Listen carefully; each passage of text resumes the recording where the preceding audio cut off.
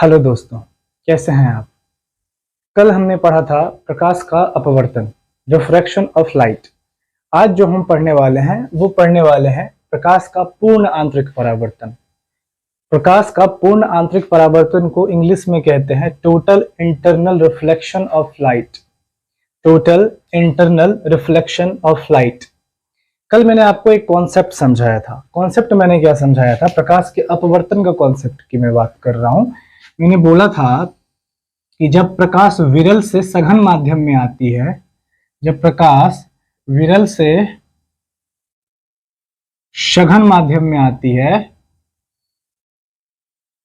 प्रकाश विरल से सघन माध्यम में आती है तो वो अभिलंब की ओर मुड़ जाती है। वो अभिलंब की ओर मुड़ जाती है। वो क्या होती है?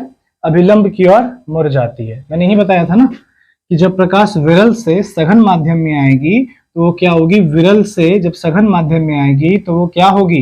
अभिलंब की ओर क्या होगी? मुड़ जाएगी। अभिलंब की ओर मुड़ जाएगी। मैंने यही बताया था ना। चलिए थोड़ा इसको और बेहतर तरीके से करते हैं, ठीक है। अब देखिए, जब प्रकाश जो है ना, अब ये देखिए प्रकाश है, ठीक है।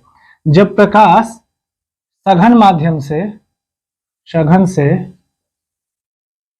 विरल में जाएगी, पहले इधर से आ रही थी प्रकाश, अब मान लीजिए इधर से आएगी, तो वो क्या होगी? अभिलंब से के नजदीक जाएगी, अभिलंब की ओर मुड़ेगी कि अभिलंब से दूर भागेगी? आप बताइए। प्रकाश जो है वो क्या होगी? अभिलंब, ये जो अभिलंब है, जो नॉर्मल है, इससे दूर भागेगी या इसके नजदीक रहेगी? उल्टा कर देंगे। पहले क्या था? इधर से प्रकाश आ रहा था तो अभिलंब के नजदीक था। अब प्रकाश एकदम उल्टा जा रहा है, अब सघन से विरल की ओर जा रहा है तो अभिलंब को छोड़ेगा, अभिलंब से दूर भागेगा। अभिलंब से क्या होगा? दूर भागेगा, ठीक है। ये कॉन्सेप्ट तो नॉर्मल चीज है। जब प्रकाश विरल से सघन की ओर आएगी तो अभिलंब की ओर मुड़ेगी, अभिलंब की ओर मुड़ेगी। लेकिन जब सघन से विरल की ओर जाएगी, जब सघन के मतलब मैंने आपको समझा दिया है ना। सघन का मतलब क्या होता है? सघन का मतलब जल होता है और विरल का मतलब क्या होता है? हवा होता है। मैंने ये चीज आपको कॉन्सेप्ट समझाया हुआ है, ठीक है। तो सघन से जब जल की तरफ से मान लीजिए प्रकाश जा रही है, ठीक है, जल की तरफ से प्रकाश जा रही है तो ये अभिलंब की ओर ना हो करके ये अभिलंब से दूर भागेगी। अभिलंब से क्या होगी? दूर भागेगी। चलिए अब थोड़ा समझते हैं प्रकाश का पूर्ण आंतरिक परावर्तन को। प्रकाश का पूर्ण आंतरिक परावर्तन क्या होता है, जरा इसको समझिए। इसको मिटाने के लिए कहाँ रख दिया था?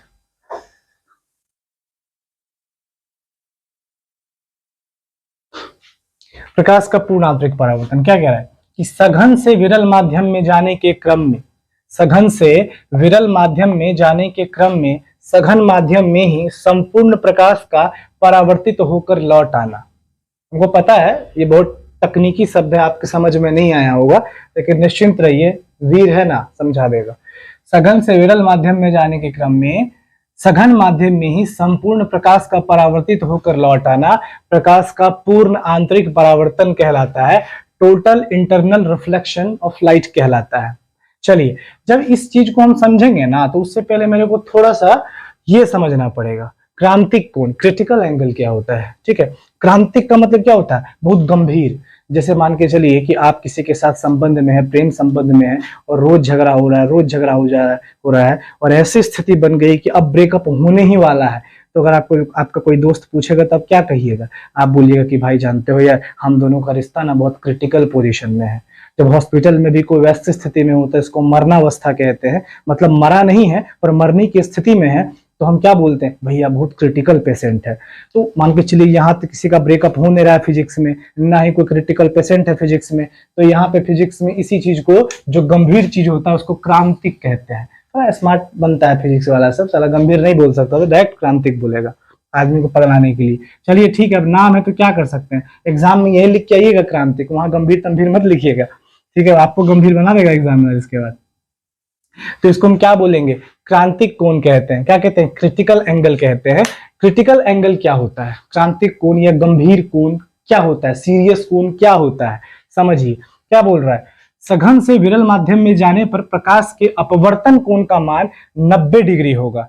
सघन से विरल माध्यम में जाने पर, सघन से विरल माध्यम में जाने पर प्रकाश के अपवर्तन कोण का मान 90 डिग्री होगा। ठीक है भैया, अभी समझाते हैं। ये लीजिए, हम लोग इसको पहले क्या बोलते थे? समतल सतह बोलते थे। क्या बोलते थे इसको? समतल सतह। अब इसको हम बोलेंगे क्रिटिकल एंगल। इसको हम क्या बोलेंगे? Critical angle.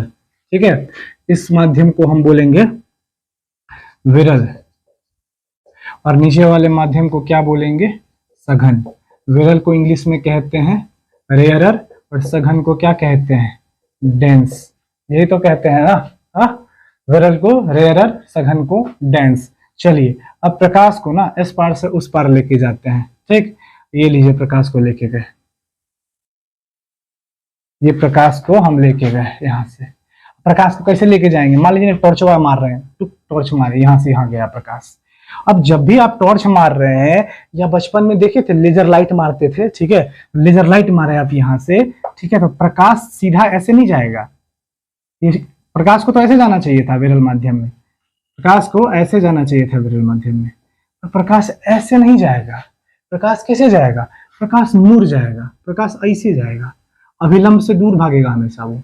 अभिलंब से क्या होगा? प्रकाश दूर भागेगा। चलिए, टॉर्च को और घुमाते हैं, टॉर्च को यहां लेके आ जाते हैं, टॉर्च को यहां लेके आ जाते हैं। अब फिर मारे तो फिर हल्का प्रकाश यहां से मुड़ गया। फिर टॉर्च को चलिए इधर लेके आते हैं हल्का सा, फिर मारे, फिर प्रकाश घूम गया। अब भैया अगर हम टॉर्च को और घुमाए तो प्रकाश जो है इस क्रिटिकल एंगल को छू जाएगा। अब क्या होगा? क्रिटिकल एंगल को छू जाएगा। क्रिटिकल एंगल क्या है? इन दोनों को विभाजित कर रहा है, विरल और सघन को। अगर क्रिटिकल एंगल को छुआ और उसके नीचे प्रकाश आया तो मतलब सघन से टकरा के सघन में ही लौट आया। सघन से टकरा के क्या हुआ? सघन में ही लौट आया, विरल में तो जा ही नहीं पाया, विरल में तो जा ही नहीं पाया। यही कह रहे हैं कि सघन से विरल माध्यम में जाने पर प्रकाश के अपवर्तन कोण का मान जो है, अपवर्तन कोण क्या होता है? मैंने उस दिन बताया था, आपतन कोण, अपवर्तन कोण। नीचे में जो ये वाला पार्ट होता है इसको क्या बोलते हैं? अपवर्तन बोलते हैं। ये जो इसके बीच में बनने वाला कोण है, ये कह रहा है कि जब भी प्रकाश जाएगा तो इसका और इसका मान क्या होगा? 90 डिग्री होगा। इस सबको हटाइए, फिर देखिए 90 डिग्री हुआ कि नहीं। यहां से प्रकाश को मोड़ के या क्रिटिकल एंगल को छू दिए, ये देखिए दोनों का मान 90 हुआ कि नहीं हुआ। इस जगह का मान 90 डिग्री हुआ कि नहीं हुआ। यही बात कह रहा है भैया यहाँ पर कि सघन से विरल माध्यम में जाने पर प्रकाश के अपवर्तन कोण का मान जब 90 डिग्री हो जाएगा, जब 90 डिग्री हो जाएगा, तब अब वो विरल माध्यम में नहीं जाएगा, अब वो क्रिटिकल सिचुएशन हो गया। अब कह रहा बेटा, अब प्रकाश कह रहा है आपको, बेटा अगर इससे ज्यादा हमको मोड़े ना, तुम अगर यहां से इधर आप ज्यादा मोड़े ना तो मेरा क्रिटिकल कोण है, क्रांतिक कोण है, ठीक है, इसके नीचे हम फिर सघने में चल जाएंगे। इसके नीचे हम क्या करेंगे? सघन में ही चले जाएंगे। ये बात कह रहा है। अब इसी को भी यहाँ पे देख लीजिए, वही बात हम यहाँ पे टेक्निकल शब्द में लिख दिए कि सघन से विरल माध्यम में जाने पर, सघन से क्या? विरल माध्यम में जाने पर लेके जाते हैं सघन से विरल में। अब देखिए कैसे सघन से, ठीक है, ये टॉर्च मारे यहां से, सघन से विरल, विरल, ठीक है, सघन से विरल में जाने पर क्या बोल रहा है? सघन माध्यम में ही संपूर्ण प्रकाश का परावर्तित होना। अब ये क्रिटिकल एंगल है ना, यहीं से प्रकाश लौट गया, ठीक है, यहीं से क्या हुआ? टकराया यहां से।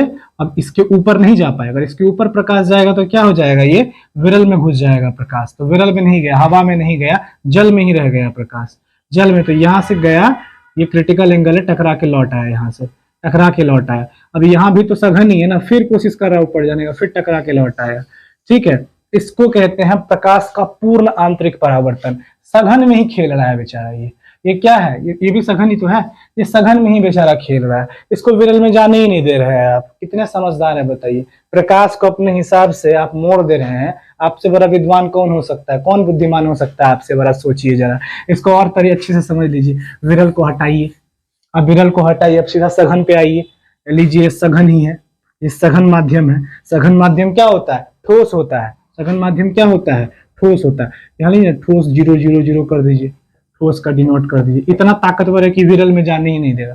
इधर भी सघन है, ये भी विरल में नहीं जाने देगा। अब यहाँ से टॉर्चवा मार रहा है और टॉर्च का इस एंगल पे रखे हुए हैं, ये विरल में नहीं जाए, तो प्रकाश यहाँ से आया, यहाँ टकराया, अब इधर तो आप जाने दे नहीं रहे, तो फिर बेचारा नीचे आया, फिर इसको भी इधर जाने का जगह नहीं मिला विरल में, फिर यहाँ से बेचारा टकराया, फिर यहाँ आया, फिर अब सोच रहा साला अब कहाँ जाएंगे, अभी भी साला जगह नहीं मिला, तो फिर टकरा के नीचे ही आना पड़ा बेचारे को, फिर टकराया लड़का यहाँ से, फिर यहाँ पे आया, फिर यहाँ पे आया। अब देखिए ये जो हो रहा है ना, ये क्या हो रहा है, ये प्रकाश का पूर्ण आंतरिक परावर्तन हो रहा है। प्रकाश को आपने क्या किया है, बांध दिया है, एक जगह मोड़ के, एक क्या कर दिया आपने, एक तरीके से एक जगह मोड़ के इकट्ठा कर दिया है। अब ये ऊपर नहीं जा पा रहा है, ये क्या है, अब ऊपर नहीं जा पा रहा है भैया, ऊपर नहीं जा पा रहा है, ये विरल माध्यम में नहीं जा पा रहा है, रेयर माध्यम में नहीं जा पा रहा है, ये डेंस में ही कैद होकर के रह गया है। एग्जाम्पल दिखाऊं, चलिए एग्जाम्पल के रूप में दिखाता हूं। मान लीजिए इसको ना, आप पानी है ना, ये पानी मान लीजिए, ठीक है, इसको लेजर लाइट या टॉर्च मान लीजिए, ठीक। अब देखिए ये टॉर्च है ना, ये टॉर्च मैंने जलाया, फील कीजिए कि टॉर्च जल रहा है, फील कीजिए, मतलब फील समझते हैं ना, प्यार वगैरह सब फीलिंग ही तो होता है, तो इसको भी फील कर लीजिए, हर जगह प्रैक्टिकल देखना जरूरी थोड़ा, तो फीलिंग पे काम चलता है, फीलिंग करिए थोड़ा। अब मान लीजिए यहाँ से टॉर्च आपने मारा, ठीक है, अब यहाँ से जब आपने ऐसे लेजर लाइट जलाया, अब प्रकाश यहाँ गया, अगर आप प्रकाश को ऐसे मारते ना, तो ये देखिए ऐसे चीर के ना, यहाँ से ऐसे करके लाइट जो है इस सघन माध्यम, पानी क्या है सघन, और ये क्या है ऊपर हवा है, ये क्या है विरल, इसको चीर के ऐसे करके विरल में जाता और उस पार निकल जाता है ना। अगर आप टॉर्च को ऐसे रखते, आप टॉर्च को ऐसे मोड़ दिए हल्का सा, आप टॉर्च को क्या किया, ऐसे हल्का सा मोड़ दिए, पहले टॉर्च ऐसे रखे थे, अब टॉर्च ऐसे रखे, हल्का सा मुड़ा, अब ये एकदम पानी के एकदम मूल बिंदु पे आ गया, मतलब सघन माध्यम पे आ गया। अब ये प्रकाश करा, बेटा अगर इससे ज्यादा तुम हमको मोड़ा तो हम विरल माध्यम में जाएंगे ही नहीं, अगर इससे ज्यादा तुम हमको मोड़ा तो बेटा हम विरल माध्यम में जाएंगे ही नहीं। तो आप कहिएगा साला हमको चैलेंज करता है, रुक अभी देखो तुमको विरल माध्यम में जाने ही नहीं देंगे, ठीक है, बस और मोड़ दिए इसको, जैसे ही मोड़े सब क्या हुआ, प्रकाश जो है अंदर की ओर मुड़ गया। अब अंदर की ओर जो मिला तो यहाँ से टकराया, क्योंकि यहाँ से इसको निकलने का रास्ता नहीं मिला, यहाँ से टकराया तो यहाँ पर आया, फिर यहाँ से रास्ता नहीं मिला, टकराया तो यहाँ पर आया, फिर यहाँ से टकरा के यहाँ पर आया, फिर यहाँ से टकरा के यहाँ पे आया। मतलब प्रकाश कैसे बन रहा है, ये गया टकराया, फिर आया, फिर आया, फिर आया, फिर आया, फिर आया, फिर आया। इधर तो जगह है ही नहीं, इधर भी तो आपने रोक के रखा है सघन माध्यम में। इसी को कहते हैं प्रकाश का पूर्ण आंतरिक परावर्तन। समझ में आया, इसको क्या कहते हैं, प्रकाश का पूर्ण आंतरिक परावर्तन।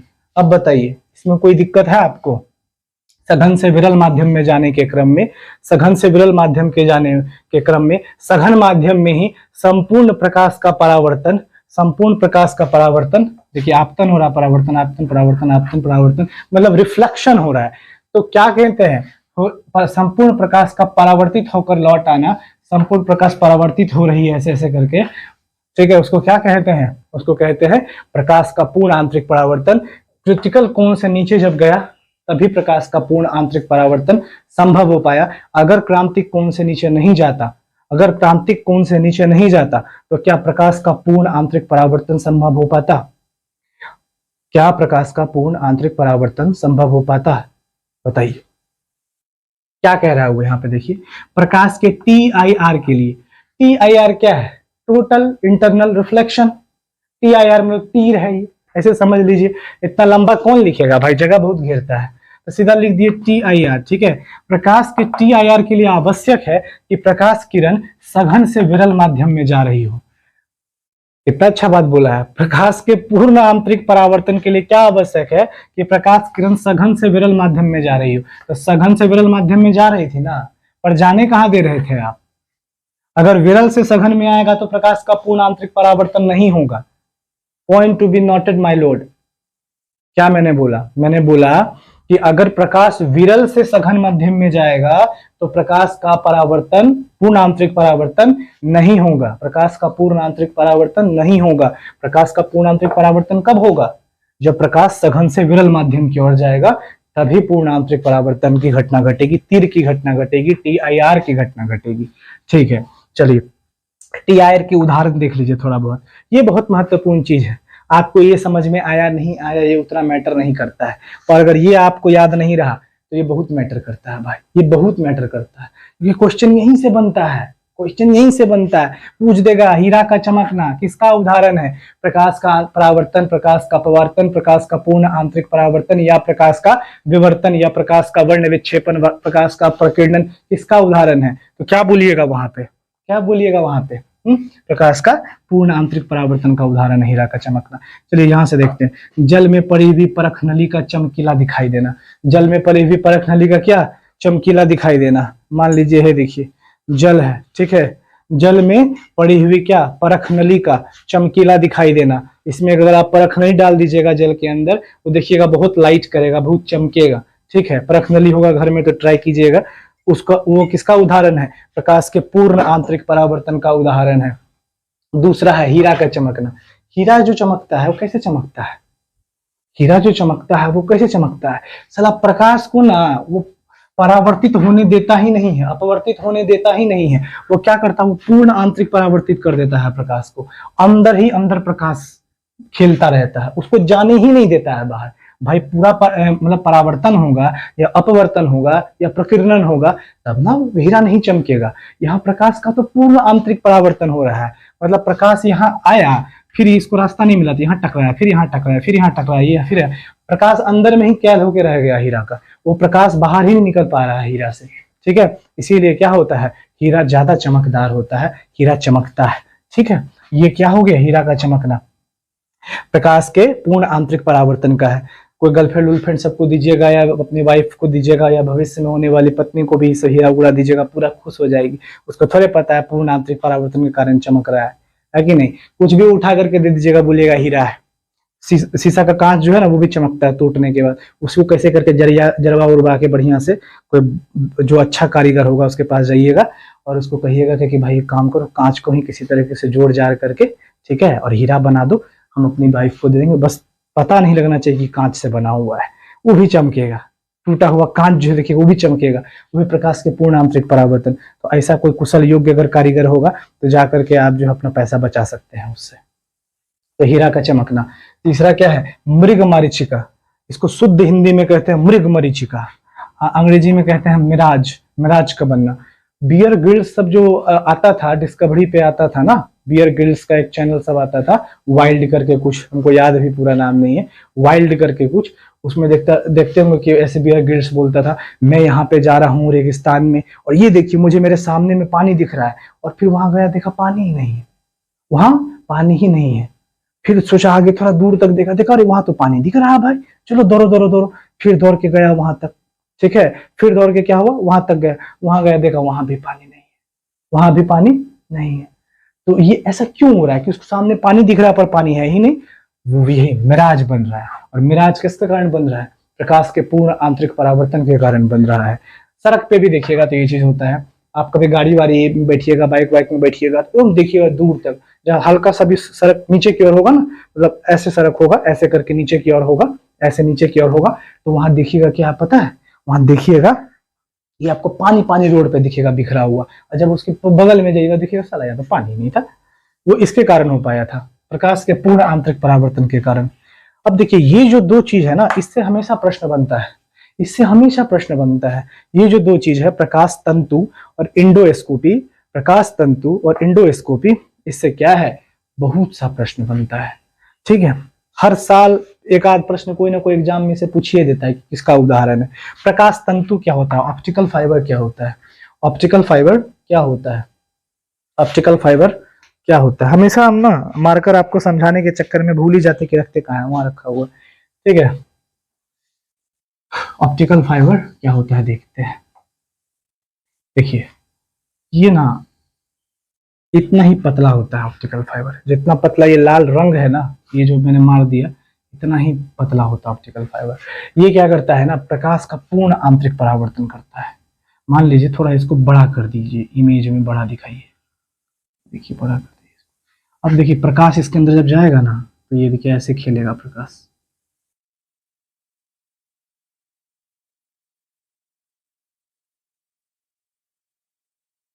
इससे प्रकाश निकलेगा ही नहीं बाहर, ये लंबा दूरी तक ऐसे ही प्रकाश यहाँ टकराएगा नीचे आएगा, यहाँ टकराएगा नीचे आएगा, ये हमेशा लंबा दूरी तक ऐसे ही चलता रहेगा।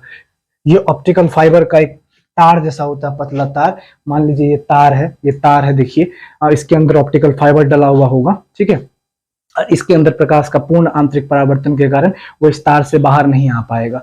इसीलिए जो इंटरनेट वगैरह आप देख रहे हैं, या जब ये वीडियो मैं यूट्यूब पे डालूंगा, या जितने भी चीज आप गूगल पे सर्च करते हैं, वो सब जो डेटा आपके पास पहुंचता है ना, वो इसी ऑप्टिकल फाइबर के मदद से पहुंचता है। क्योंकि ये क्या करता है, ये लंबी दूरी तक क्या करता है, प्रकाश को लेकर के जाने की क्षमता रखता है। ये लंबी दूरी तक प्रकाश को लेकर के जाने की क्षमता रखता है। इसीलिए ऑप्टिकल फाइबर के कारण ही हम दूरस्थ क्षेत्रों तक भी बात कर पाते हैं, संवाद कर पाते हैं, ऑप्टिकल फाइबर के कारण। तो इंटरनेट जो आपके पास पहुंचता है, उसमें सबसे बड़ा योगदान इसी का होता है। समुद्र में देखिएगा ना, तो इतना मोटा मोटा ऑप्टिकल फाइबर लगा होता है, इससे भी मोटा, एकदम मोटा मोटा, और उसके अंदर ऑप्टिकल फाइबर डाल दिया जाता है समुद्र के नीचे, और उसके नीचे से आपके पास पहुंचता है इंटरनेट। सोचिए जितना डाटा वगैरह सब होता है ना, वो सब। और भी ऑप्टिकल फाइबर का यूज है, सिर्फ यही यूज नहीं है ऑप्टिकल फाइबर का। ऑप्टिकल फाइबर का यूज आप लोग घर में भी करते हैं, पर आपने ध्यान नहीं दिया होगा कभी। जैसे एग्जांपल में एक लाइट आता होगा, देखते होंगे ऐसे करके, छोटा सा गोल सा लाइट आता होगा, शादी वादी में लगता होगा, उसमें देखते होंगे अंदर में एक लाइट लगता होगा, पूरा अंदर ही अंदर चमकता होगा वो, ठीक है। भुकिया टाइप का नहीं होता होगा, भुकिया टाइप का नहीं है, तो एकदम अंदर ही होता होगा, पूरा लाइट करता होगा, ठीक है। वो ऑप्टिकल फाइबर ही है। उसमें एक लाइट को डाल दिया गया और ऑप्टिकल फाइबर से उसको बंद कर दिया गया, और वो प्रकाश को निकलने ही नहीं दे रहा है बाहर, और लंबा दूरी तक लेके जा रहा है प्रकाश को। तो जहां जहां पाइप है, वो पाइप में जाता रहेगा ऐसे ऐसे करके, और प्रकाश का पूर्ण आंतरिक परावर्तन के नियम को वो सही साबित करता रहेगा। तो ये आपका हो गया एग्जाम्पल। अब एक बात बताइए, एक सिंपल सा आपसे प्रश्न पूछता हूं मैं। ये प्रकाश है, ठीक है, ये प्रकाश है। अब यहां से प्रकाश आया इस वेग से, ठीक है, ये प्रकाश जा रहा है, इस वेग से जा रहा है प्रकाश। आपको क्या लगता है कि ये प्रकाश का वेग कभी कम होगा? क्या प्रकाश का ब्राइटनेस, प्रकाश का तीव्रता, प्रकाश का वेग क्या कम होगा? आप बोलिएगा बिल्कुल भाई। यहां से जब वो ट्रेवल करेगा तो वेग के साथ करेगा, फिर यहाँ ट्रेवल करेगा, फिर यहाँ ट्रेवल करेगा, यहां तक आते आते हो सकता है प्रकाश क्या हो जाए, धीमा पड़ जाए, इसकी रोशनी क्या है, धीमा पड़ जाए, ठीक है। ऐसा क्यों हो पा रहा है? क्योंकि अब इसका बैंडविड्थ, इसकी लंबाई बढ़ती जा रही है, इसकी क्षमता बढ़ती जा रही है। इसीलिए आप देखेंगे कभी कभी इंटरनेट अगर आपके पास सही से जो नहीं पहुंच पाता है, इसका कारण भी यही होता है, ठीक है। फिर उसमें कुछ अपना जुगाड़ उगाड़ लगा के इतना मजबूत वो लोग ऑप्टिकल फाइबर यूज करते हैं कि वो ज्यादा दूरी तक जो है इसको संचरित कर सके प्रकाश को। लेकिन इसका बैंडविड्थ क्या होगा, कम होगा कि नहीं होगा? बिल्कुल कम होगा। अभी मान के चलिए, अब बोलिएगा कैसे कम होगा भाई, कैसे कम होगा? हम नहीं मानेंगे कम होगा। चलिए अभी आपको मनवा देते हैं, कैसे नहीं मानेंगे आप भी, हम भी देखें। मान लीजिए आपकी गर्लफ्रेंड आपसे मिलने के लिए इंतजार कर रही है, आपका फोन नहीं लग रहा है, आपका फोन नहीं लग रहा है। आपका एक दोस्त आया, बोला अरे भाई तेरी गर्लफ्रेंड ना कनॉट प्लेस में सीसीडी में कॉफी पीने के लिए तुमको बुला रही है, सीसीडी में कॉफी पीने के लिए क्या कर रही है, बुला रही है। आप फोन कर रहे हैं, आपका फोन लग नहीं रहा है, उधर से वो भी फोन कर रही है पर फोन नहीं लग रहा है। लेकिन आपको इतना पता है, आपका दोस्त बोल दिया है, वहां सीसीडी में इंतजार कर रही है, हमको रास्ता में मिली थी। अब आप क्या कीजिएगा, ये देखिए पॉइंट है, अब आप यहाँ से दौड़ रहे हैं, इस पॉइंट से आप दौड़े, अब दौड़ के यहाँ पहुंचे, सीसीडी कनॉट प्लेस पर पहुंचे, ठीक है, कॉफी वाला जगह पे। वहां जब पहुंचे तो देखते हो गर्लफ्रेंड ही नहीं है यहाँ पर, है ना। आप पूरा एकदम दौड़ के गए, एकदम मिल ही लेंगे आज तो, लेकिन वहां पे है ही नहीं गर्लफ्रेंड। तभी गर्लफ्रेंड का आप फोन आता है, वो कहती है सुनो ना, मैं एक दोस्त के साथ ना ये दूसरे वाले कॉफी की दुकान पे आ गई हूँ, यहाँ जरा आओ। अब यहाँ से आप दौड़ते हुए एकदम यहाँ पहुंच गए, ठीक है। जब यहाँ पहुंचते हैं तो फिर गर्लफ्रेंड बोलती है सुनो ना, हमारे पापा का फोन आ गया था, एक्चुअली एक बहुत जरूरी काम आ गया था, इसीलिए हम यहाँ पर आ गए हैं, तुम यहाँ पे आ जाओ मेरे से मिलने के लिए। आप फिर यहाँ से दौड़ते हुए यहाँ पर जाते हैं। जब यहाँ पे जाते हैं तो फिर कहते सुनो ना, पापा लोग घर से बाहर हैं, तुम घर पे ही आ जाओ ना, सीधा सीधा, कहा इतने दिमाग लगाओगे। फिर आप दौड़ते दौड़ते यहाँ तक पहुंचते हैं। तो आप बताइए, यहाँ से जो यहाँ तक का आपका वेग होगा, फिर यहाँ से जो यहाँ तक का आपका वेग होगा, यहाँ से जो आपका यहाँ तक का वेग होगा, और यहाँ से जो यहाँ तक का आपका वेग होगा, क्या एक समान होगा? क्या एक समान होगा? नहीं। क्यों? क्योंकि यहाँ से आप पूरे जोश में गए होंगे, यहाँ गए जाते जाते आप थक गए होंगे, फिर यहाँ से यहाँ जाते जाते आप थक गए होंगे, फिर यहाँ से यहाँ जाते जाते आप और थक गए होंगे, और यहाँ पहुंचते पहुंचते तो आप टूट ही गए होंगे, ठीक है। तो इसको क्या कहेंगे? आपका वेग कम हुआ। जब आपका वेग कम हो गया भाई, आप आदमी हैं, तो प्रकाश का भी एक क्षमता है ना, उसका वेग भी क्या हो जाएगा, कम होगा कि नहीं होगा। तो प्रकाश का पूर्ण आंतरिक परावर्तन अन्य जो माध्यम है प्रकाश की, उसकी अपेक्षा भले अधिक हो, लेकिन इसके बावजूद भी वो बहुत लंबी दूरी तक ट्रेवल तो नहीं ही कर सकता है, वो बहुत लंबी दूरी तक ट्रेवल नहीं कर सकता है। हाँ, ये अलग बात है कि प्रकाश के परावर्तन से, प्रकाश के अपवर्तन से लंबी दूरी तक ट्रेवल कर सकता है उसकी अपेक्षा, लेकिन वो बहुत ज्यादा लंबा दूरी तक ट्रेवल नहीं कर सकता है। इसमें प्रकाश का बैंडविड्थ उतना लंबा नहीं बन सकता है। ठीक है, यही बात जो है प्रकाश तंतु का में यूज होता है। ये प्रकाश को क्या करता है, पूर्ण रूप से परावर्तित करता रहता है। अब देखिए एंडोस्कोपी क्या होता है, इससे भी बड़ा प्रश्न बनता है एंडोस्कोपी से। एंडोस्कोपी तकनीक क्या होता है, एंडोस्कोपी तकनीक क्या होता है, इससे बहुत ज्यादा प्रश्न बनता है। आपको एग्जांपल देता हूं मैं एंडोस्कोपी तकनीक का। ठीक है, एंडोस्कोपी होता क्या आपको मैं समझाता हूँ। पेट में कभी किसी का अल्सर हो जाए, पेट में किसी को कुछ समस्या आ जाए, या आपका गला पे कहीं पे खाना जो है अटक जाए, जा करके यहाँ पे अटक गया, आप खाना अंदर जा ही नहीं रहा है, या कभी कभी किसी किसी को खून का उल्टी हो जाता है, किसी किसी को क्या होता है, खून का उल्टी हो जाता है, देखिए अंदर से एकदम निकाल के बाहर फेंक देता है खून। या आप देखते होंगे कि किसी किसी का खाना ही नहीं धंसता है, या किसी का पेट में हमेशा दर्द रहता है। अब भाई डॉक्टर कैसे पता करे कि पेटवा में ऐसा क्या गया है जो इसको इतना दुख तकलीफ होता है। तो उसके लिए उसने बनाया इंडोस्कोपी। उसने क्या बनाया, इंडोस्कोपी। इंडोस्कोपी क्या है, मान लीजिए है इसे इंडोस्कोपी है। अब मान के चलिए हमारा पेट में दर्द है, अल्सर है, हमको प्रॉब्लम है किसी भी चीज का, हमको नहीं पता वो प्रॉब्लम क्या है, और डॉक्टर को देखना है कि हमारा पेट में आखिर चल क्या रहा है। तो देखिए इंडोस्कोपी से मैं आपको दिखाता हूँ। ये मॉनिटर है, ये क्या है, मॉनिटर है। रुकिए मॉनिटर कैसे आपको मॉनिटर भी दिखाई दे, आप फिर कंफ्यूज रहिएगा जिंदगी में। मान लीजिए ये तार है, इसमें घुसा दिए हम, मॉनिटर में घुसा दिए। ठीक, ये मॉनिटर पे, यहाँ पे स्क्रीन पे जब मेरे पेट में ये जाएगा तार, तो मेरे स्क्रीन पे, इस स्क्रीन पे जो है दिखेगा सारा चीज। इस स्क्रीन पे क्या होगा, दिखेगा मेरे अंदर का सारा चीज, वीडियो रिकॉर्डिंग होगा, कैमरा रिकॉर्डिंग होगा, सब कुछ होगा। ठीक, अब मान लीजिए इसको हम यहाँ पैसे करके लगा दिए, और ये इंडोस्कोपी है। अब इसको जब हम अंदर लेके जाएंगे तो जाहिर सी बात है दर्द तो करेगा ना मरीज को। भाई इतना मोटा तरवा अंदर डाल रहे हैं आप, तो दर्द तो करेगा ना। तो उसके लिए एनेस्थीसिया नहीं दिया जाता। आप कहेगा भाई बेहोश करके करेगा, तो नहीं भाई, आदमी को इसमें बेहोश करने का जरूरत नहीं है।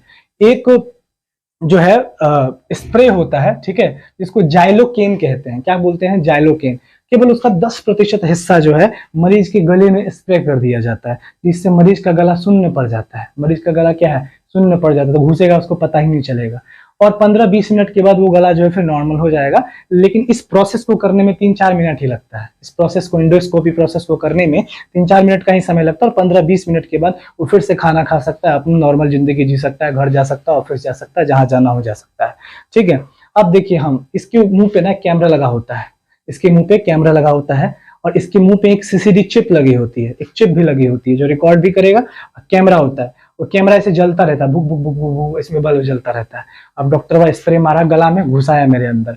अब यहाँ घुसाया तो यहाँ पे कंठ का नली दिखा, फिर यहाँ घुसाया तो यहाँ पे क्या दिखा उसको, वोकल कोड दिखा। यहाँ पर क्या दिखा, वोकल कोड दिखा। क्या दिखा, वोकल कोड। सब यहाँ मॉनिटर वहां पे दिख रहा है, सब क्या है यहाँ पर मॉनिटर पे दिख रहा है, वोकल कोड दिखा।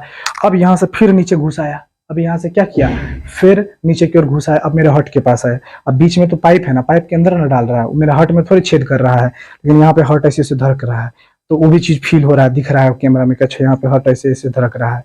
ठीक है, अब यहाँ से धीरे धीरे नीचे गया लेकर के, फिर पेट में गया, फिर ड्यूडेनम में गया। ड्यूडेनम के बड़ी यहाँ छोटी आती है, सबको ड्यूडेनम कहते हैं, जो हमारा पेट का जो सिस्टम होता है उसमें। इसके बाद वहां गया, अब वहां जाकर के बीमारी देख लिया, प्रॉब्लम क्या है भाई, इसको प्रॉब्लम क्या है इसको भाई पता चल गया। ठीक है, इसके बाद इसको खींच के बाहर निकाल दिया, वीडियो रिकॉर्डिंग हो चुका है, और इसके बाद इस पे एनालिसिस कर लिया सारा का सारा, क्या करेगा नहीं करेगा, और जो भी प्रॉब्लम है उसके हिसाब से दवाई दे दिया गया। ठीक है, इसी तकनीक को जो कहते हैं, ये कहते हैं इंडोस्कोपी तकनीक। इसको क्या कहते हैं, इंडोस्कोपी तकनीक। क्या कहते हैं भैया,